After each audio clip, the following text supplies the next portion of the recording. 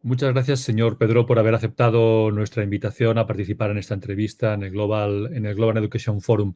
Si me permite, voy a hacer una breve presentación de su trayectoria profesional y pasar inmediatamente a formularle algunas preguntas. Francesc Pedro es, desde mayo de 2019, director del Instituto Internacional de la UNESCO para la Educación Superior en América Latina y el Caribe.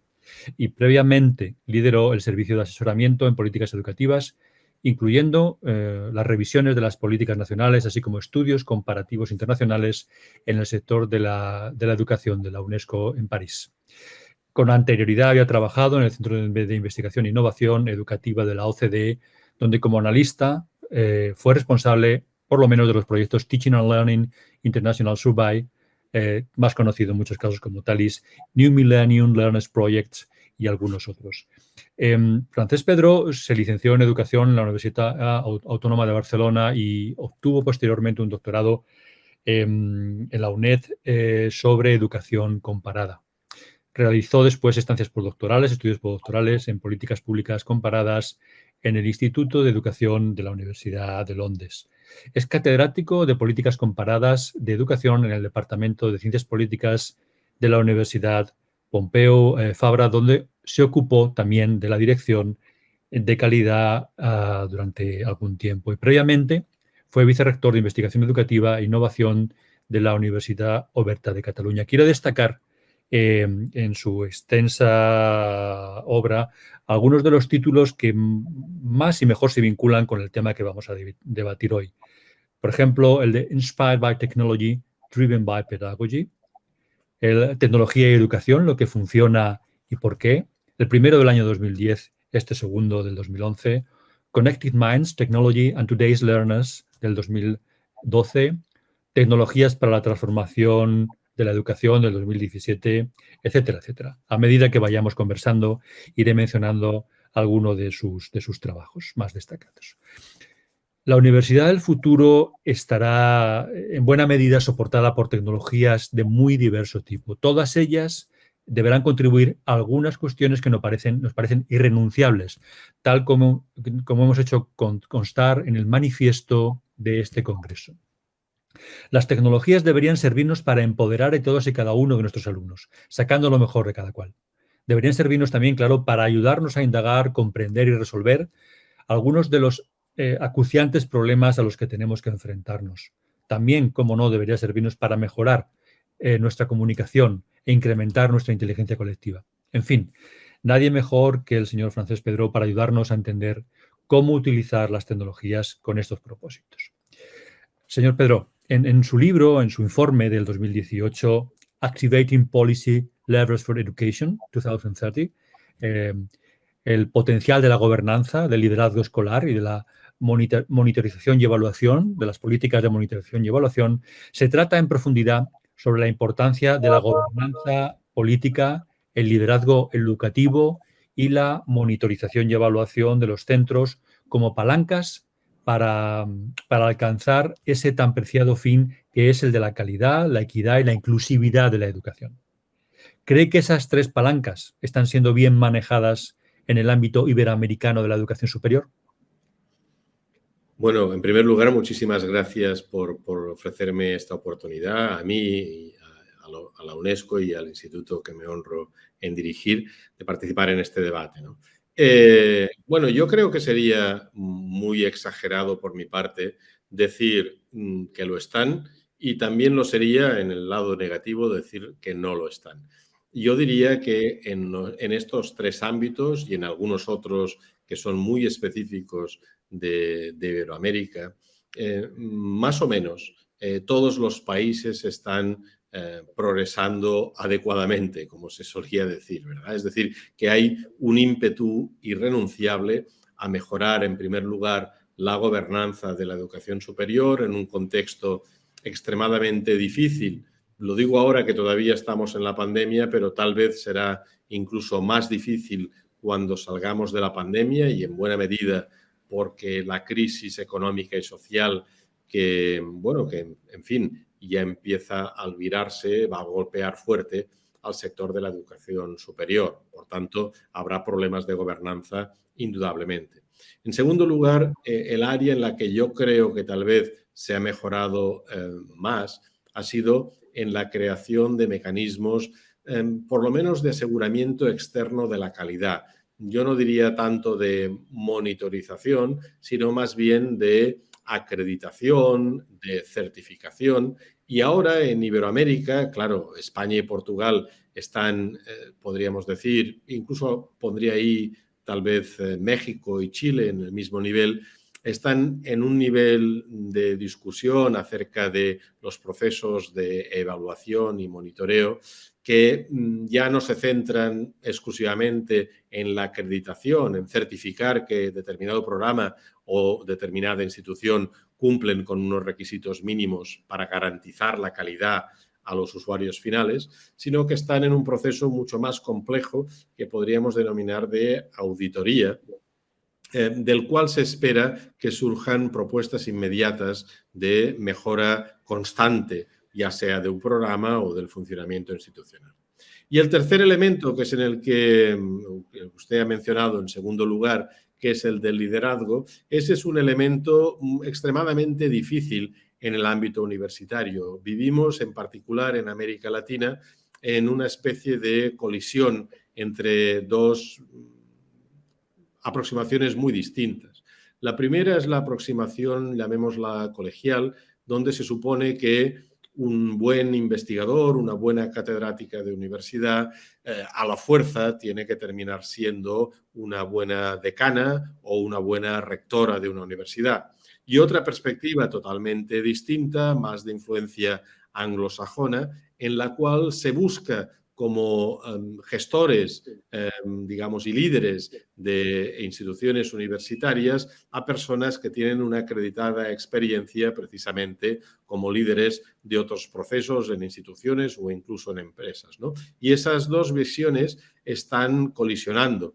En algunos casos se consigue fusionarlas, ¿verdad?, llevando equipos que son a la vez formados por académicos y también por personas que proceden del mundo de la gestión y de la transformación, porque eso es en definitiva lo que tenemos todo delante. Pero lo que estamos viviendo en la educación superior es algo que se lleva décadas viviendo, por ejemplo, en otro sector, en el sector de la salud, donde siempre es difícil imaginarse que un médico o una médica tengan que ser necesariamente los mejores directivos para un hospital o para un centro de investigación.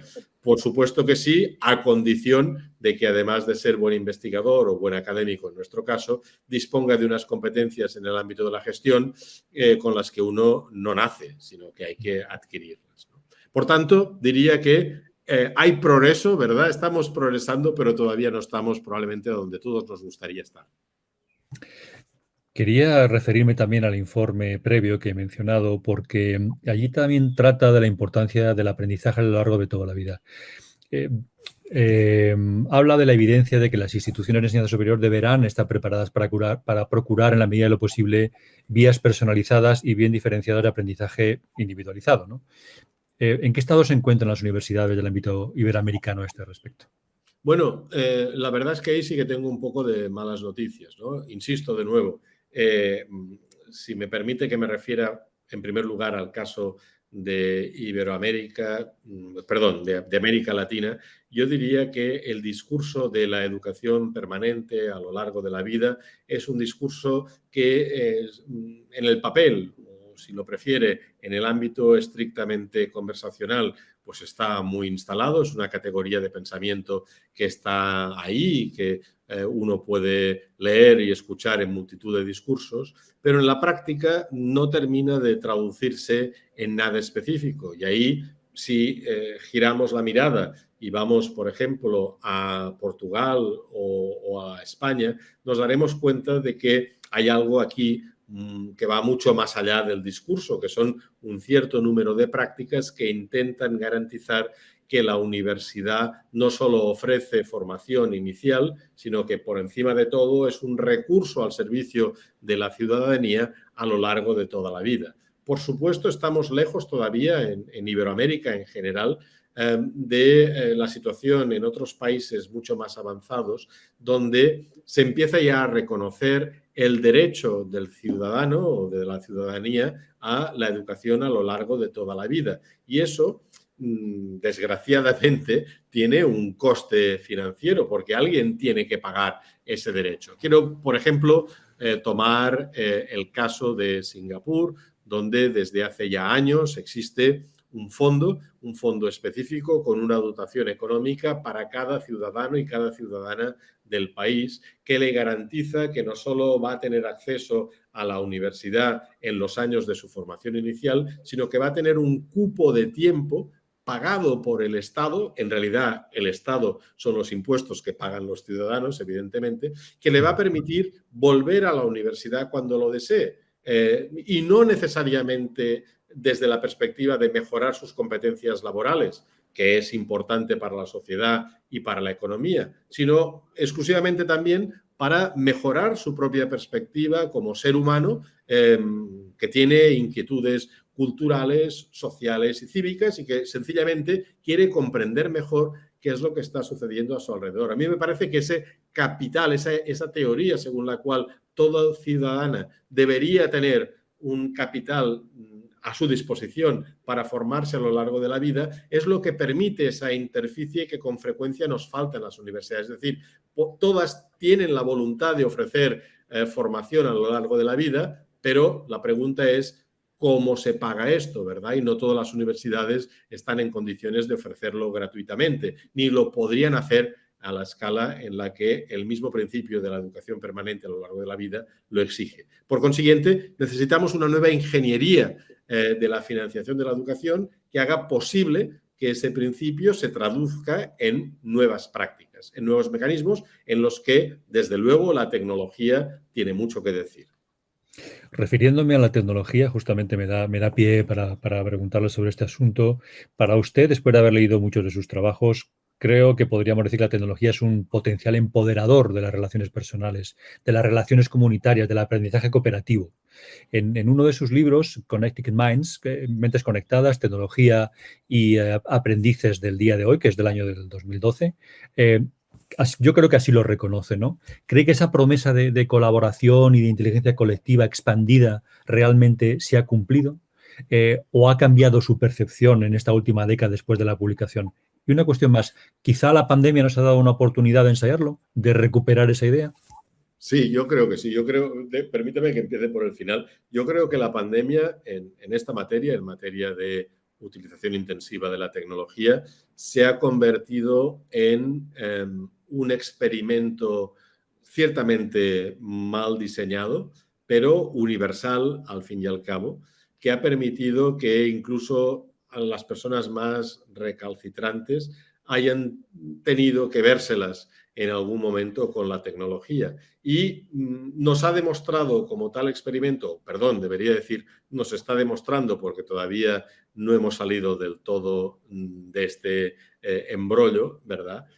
Nos está demostrando que la tecnología en sí misma permite, perdón que sea tan, como diría, tan ingenuo, permite multitud de usos y que en realidad la calidad de la dotación tecnológica, tanto en términos de hardware como de software, no tiene nada que ver con la experiencia de uso que va a tener un determinado estudiante o que va a proponer una determinada universidad. Y a lo largo de estos 18 meses hemos visto cómo universidades muy bien dotadas desde esa perspectiva han cometido errores garrafales y hemos visto otras universidades u otros sistemas más en general, sobre todo en América Latina, con baja dotación tecnológica, con dificultades de conectividad y que, sin embargo, han sabido encontrar la fórmula adecuada para garantizar precisamente cosas muy importantes en este momento de la pandemia, que es, por ejemplo, el sentimiento de pertinencia. Es decir, la idea de que aunque haya tenido que volver al lugar de donde procedía y haya tenido que dejar el campus universitario, bueno, sigo formando parte de una comunidad. ¿Y por qué sigo formando parte de una comunidad? Porque trabajamos juntos. Y yo creo que, en el fondo, esta idea de trabajamos juntos, aunque sea remotamente, tiene mucho que ver con un cambio de mentalidad con respecto a lo que es la enseñanza y el aprendizaje en la universidad. Yo creo, y lo he explicado, digamos, de una forma un tanto jocosa en otras oportunidades, que una de las principales ventajas que ha tenido la pandemia es que, como en el cuento de Andersen, nos viene a decir que el emperador se pasea desnudo. Y con esto quiero decir que muchos profesores y profesoras de universidad que, digamos, más o menos creían que eran buenos pedagogos en una situación de aula ordinaria, de pronto, en el contexto, digamos, de la virtualización, se han dado cuenta de que no tienen una serie de competencias muy importantes, no ya para garantizar la adecuada comunicación del contenido, sino para generar un espacio de aprendizaje que, en definitiva, es absolutamente crítico para garantizar que el estudiante se siente parte de una comunidad y, en segundo lugar, que aprende, que no es solo sentarse frente al ordenador y escuchar, como haría dócilmente, una charla de su profesor. Y aquí debo reconocer que hemos visto, sobre todo también en universidades españolas, la imposición de prácticamente las mismas horas de clase que antes se daban en el aula a través de mecanismos al estilo de aplicaciones de comunicación, ¿no? Y todo el mundo sabe, la investigación empírica lo acredita, que es difícil mantener la atención en contextos de pantalla como el que estamos ahora más allá de 20 o 25 minutos. En fin, no creo que la audiencia que le estoy contribuyendo a tener me aguante más de 20 minutos a mí mismo, ¿no? Por consiguiente, esa modulación hay que aprenderla. Esta respuesta que me ha dado el señor Pedro me da pie también a vincularla con uno de los trabajos que más me interesa, de los que ha escrito usted en los últimos años. Se titulaba Inspired by Technology, Driven by Pedagogy, que es, claro, es muy interesante, ¿no? Inspirado por la tecnología, pero sin embargo conducido por la pedagogía, porque nos hacen falta marcos pedagógicos consistentes para que la tecnología pueda tener sentido, ¿no? Usted escribió ese círculo que me atrevo a denominar virtuoso, ¿no? En el que a menudo no es bien comprendido. Las tecnologías nos abren perspectivas, a menudo desconocidas, claro, y nos permiten pensar en la experiencia educativa desde otro punto de vista, pero es la pedagogía, sin embargo, la que establece el diseño de la experiencia de aprendizaje y se vale de la tecnología para enriquecerla. Y usted mismo ha aludido a que probablemente, bueno, nos estamos fijando mucho en la tecnología y seguimos cojeando probablemente de lo más importante. ¿Puede ser así? ¿Qué ha visto usted, ¿no?, en el ámbito iberoamericano? Totalmente, totalmente. Yo creo que cuando hablamos de tecnología en el ámbito de la educación superior, con frecuencia tenemos no sé si llamarle la enfermedad o el síndrome de la aprobacionitis. Es decir, un colega o un proveedor externo te dice, oye, hay una nueva aplicación que se llama, vamos a suponer, Twitter. ¿La has probado? Tiene unas potencialidades enormes, ¿no? Y entonces tú te sientes, desde tu modesta posición, te sientes obligado, si no quieres ser tildado de quedarte atrás en tus métodos, te sientes obligado a probar una aplicación que no sabes exactamente qué tipo de valor añadido te da, sin tener muy claro qué persigues tú en tu curso, qué tipo de objetivos, qué tipo de competencias quieres contribuir a que tus estudiantes desarrollen, ¿no? Entonces, yo creo que este síndrome nos lleva, digamos, por muy malos derroteros. En realidad, está bien que los docentes universitarios conozcan toda la panoplia de aplicaciones, por ejemplo, que pueden existir, pero decididamente donde tienen que colocar el acento es en qué tipo de ingeniería pedagógica es más adecuada para los objetivos del curso que tienen que impartir. Eso es lo que me parece importante. Y es entonces cuando esta ingeniería está clara que determinadas piezas de la tecnología pueden tener muchísimo sentido. Pero creo que vivimos en esta cultura en la cual parece ser que, por ejemplo, en mi caso, y yo creo que ya voy un poco tarde, ¿no? Si no estoy en TikTok, pues parece que no estoy vivo. A mí no me lo parece, ¿no? Pero es decir, que aquí estoy y no tengo todavía cuenta de TikTok. Pero igual algún día lo descubro y si me cuadra efectivamente con los objetivos que persigo como docente, pues tal vez encuentre que esa es una buena solución. Pero lo importante es tener claro, yo creo que en esto, digamos, los docentes universitarios han ganado mucho en estos 18 meses. En primer lugar, es conocer quién es tu audiencia, exactamente qué están esperando de ti, qué pueden admitir en el contexto en el que estás trabajando, cuánto tiempo pueden soportar una charla en la que no hay PowerPoint o cuánto texto puede haber en una, digamos, en una transparencia de PowerPoint. Cosas tan simples. Primero, conocerles, pero en segundo lugar, tienes que conocer también los rudimentos de la ingeniería pedagógica. No porque trabajas con tecnología, sino porque tu función como docente universitario, otra cosa es que seas además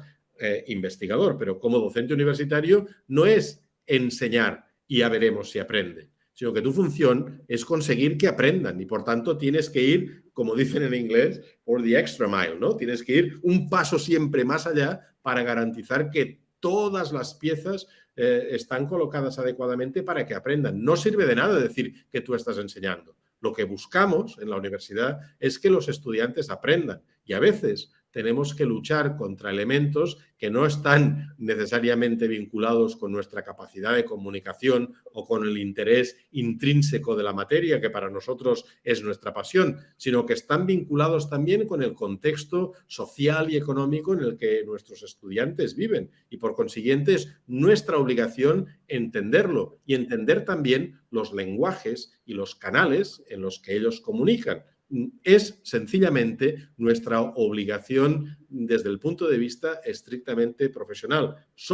Debemos ser pedagogos en el sentido clásico del término. Esa persona, bueno, era un esclavo en realidad, que acompaña el niño o la niña a la escuela, ¿verdad? Y que le lleva a través de un itinerario. Esta idea es la que yo creo que muchos docentes universitarios, gracias a este experimento tan mal diseñado, pues han descubierto, ¿verdad? Porque sin esa ingeniería, sin esa pedagogía, llámenle como quiera, es imposible conseguir el aprendizaje de verdad.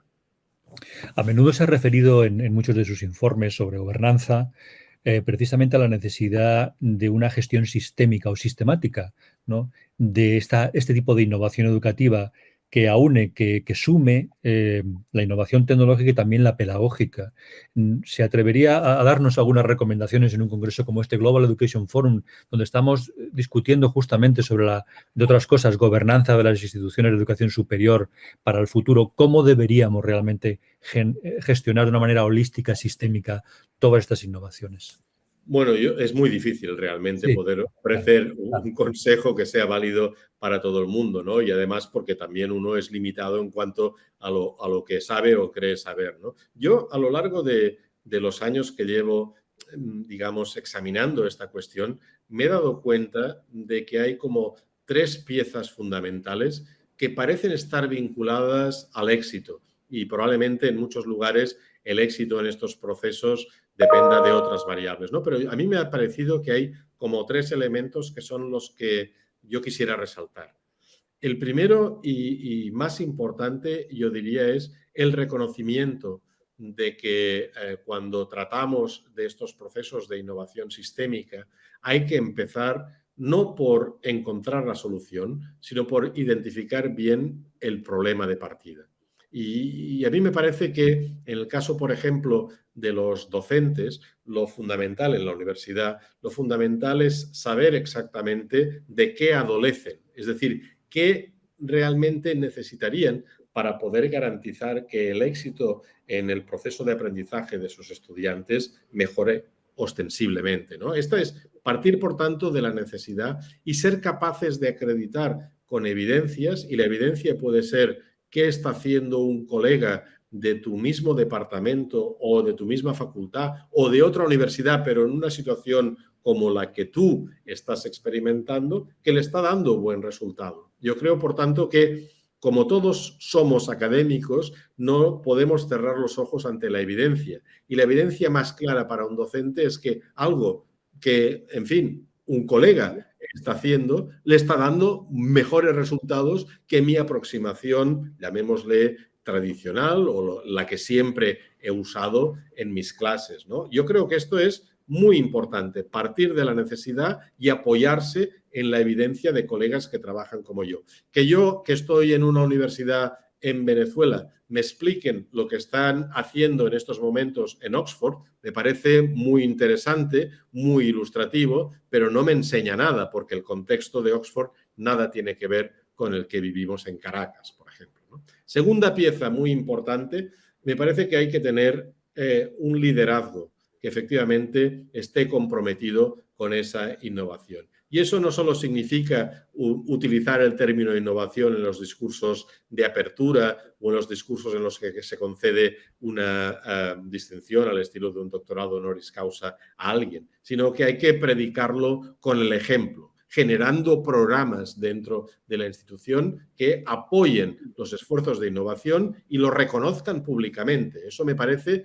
extremadamente importante. Por tanto, un liderazgo que trabaja decididamente en favor de la innovación. Y en tercer lugar, me parece que, digamos, junto a esta idea de reconocer cuáles son las necesidades y reconocer también el papel notabilísimo que tiene que tener un liderazgo que impulsa con prácticas, me parece indudablemente que lo que hay que hacer es tener un compromiso institucional. Es decir, por muy fuerte que sea el liderazgo, si detrás de ese liderazgo no hay un convencimiento institucional, no hay un proyecto compartido, que puede ser a escala de departamento universitario o de determinada facultad, pero que ojalá sea a nivel institucional, sin ese proyecto compartido no hay manera de tirar adelante. Es decir, me parece que es una condición sine qua non. Entonces, quizá, y con esto termino, una manera muy clara de ver reflejado a dónde apunta este compromiso institucional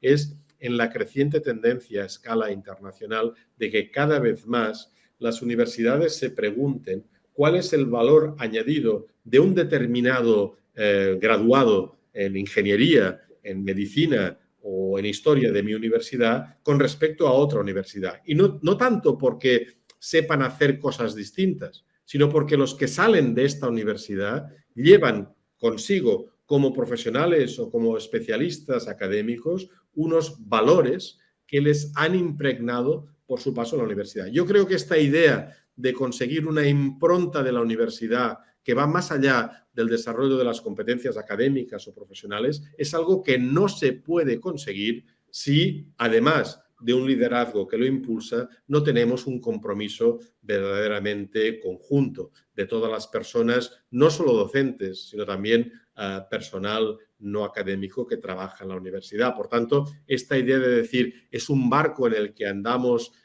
todos metidos, pero que tiene que compartir un rumbo, me parece muy importante.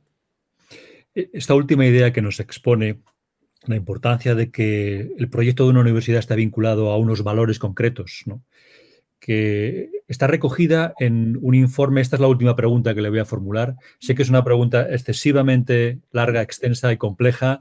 Por tanto, bueno, no aspiramos a que pueda responderla en su totalidad, pero ya que ha hablado de valores, a mí me ha sorprendido mucho el informe de Pensar más allá de los límites, el de perspectivas sobre el futuro de la educación superior para 2050. Es, digamos, un informe coral que usted ha dirigido, coral porque ha habido unas encuestas a centenares de profesores de todo el mundo, por tanto recoge la opinión práctica, es una opinión prácticamente universal de mucha gente que después se ha tabulado sistemáticamente y se habla de 5 grandes vectores, ¿no?, que deberían sostener esa universidad superior de educación superior para el 2050.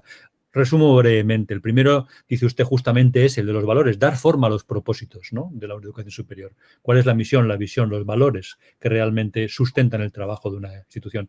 Luego habla de diseñar una educación inclusiva, superior para todos. La inclusividad es un factor muy importante en ese informe. Habla de crear y compartir el conocimiento, es decir, de hablar todo el movimiento del Open Access, el Open Science dentro de las universidades de todo el mundo y cómo trabajar de manera coherente ese vector, ¿no? Habla de generar fuerza en la diversidad, cómo acoge la universidad se habla ya de pluriversidad en vez de universidad, ¿no? El famoso concepto de pluriversidad ha llegado para quedarse y ustedes lo recogen también en este informe. Y por último, una vez más, vinculado con el primero, casi hablan del compromiso con el alma y la solidaridad. Bueno, son 5 grandes vectores que son sorprendentes en un contexto, ¿no?, de discusión universitaria que habla sobre todo de competencias profesionales, pero en absoluto de estas otras dimensiones, ¿no? Bueno, ya sé que la pregunta es muy compleja, excesivamente larga, pero simplemente podría quizá hablarnos un poco sobre estas 5 ideas. Sí, no, a nosotros nos parece que la perspectiva que la UNESCO debe ofrecer sobre la educación superior en este horizonte que nosotros no diseñábamos solo hasta el 2030, ¿no? 2030, sino que queríamos que fuera prácticamente hasta el 2050. Tenía que hablarnos no tanto de los detalles, porque esos detalles pueden ir cambiando a medida que van cambiando los mercados laborales, nuestras propias formas de hacer, en lo político, en lo económico, sino que teníamos que colocar el acento en aquellas ideas inspiradoras que podían contribuir a forjar otra manera de contribuir al desarrollo de la educación superior. Y en este sentido, me gustaría destacar que cada vez nos damos más cuenta, y más que alargarme la explicación, voy a ofrecer solo un pequeño ejemplo. Cada vez nos damos más cuenta de que, por una parte, hay que predicar hasta la saciedad que el derecho universal a la educación incluye también el derecho universal a la educación superior. Y esto me parece muy importante. De ahí nuestra apelación al reconocimiento de la universidad o al uso de términos como el de pluriversidad, ¿no? Me parece extremadamente importante. Pero al mismo tiempo también nos da la sensación de que ya no se trata de preparar exclusivamente a la fuerza laboral del futuro, que también, sino que hay que preparar a las mentes de nuestros ciudadanos y ciudadanas para un futuro que hoy por hoy sigue siendo un futuro muy incierto, en el cual, y voy a mencionar solo este ejemplo, la preocupación medioambiental no puede ser reservada exclusivamente a un espacio, digamos, acotado en la agenda, sino que en realidad debe presidir, y por lo menos en la UNESCO estamos convencidos, debe presidir la formación superior de cualquier graduado universitario. Todo graduado universitario que en el fondo, hoy por hoy, sigue siendo una persona privilegiada, tiene que aprender de qué forma su compromiso como profesional, como investigadora, como académica, puede también hacer una diferencia en materia de sostenibilidad. Y este es solo un ejemplo. Por tanto, creo que desde la mirada de la UNESCO habríamos hecho mal en centrarnos en los detalles de lo que está sucediendo hoy, que es mucho y muy variado, sino que debíamos colocar el foco en cuáles son las líneas que deberían presidir lo que nosotros creemos que es una necesaria transformación de la educación superior. Y creemos, en definitiva, que si hubiera que rediseñarla desde nuevo, y por eso hablamos de pensar más allá de los límites, tal vez examinaríamos formas de trabajo en la universidad, de enseñanza, de aprendizaje, de investigación, también de la tercera misión, que en el fondo compartirían todas ellas la idea de cómo desde la educación superior podemos conseguir ser más humanos en el proceso de construcción de la ciudadanía. Lamento no poder extenderme más. Como pueden ver, para la UNESCO es extremadamente importante colocar justamente el énfasis en que es cierto que hablamos de formación que tiene mucho valor desde el punto de vista laboral y económico, pero por encima de todo tiene una capacidad de transformación enorme en situaciones críticas como la que ya estamos viviendo hoy en materia de medio ambiente, solo por colocar un ejemplo, que hay muchos más. Muchísimas gracias, señor Pedró, por el tiempo que nos ha dedicado, por su participación en nuestro Global Education Forum. A lo largo de las próximas semanas seguiremos discutiendo sobre estas ideas y, sobre todo, tengo la esperanza de que podamos poner en práctica muchas de las que nos ha ofrecido esta tarde. Muy amable. Muchísimas gracias, ha sido un placer y un honor también. Hasta bien pronto. Adiós.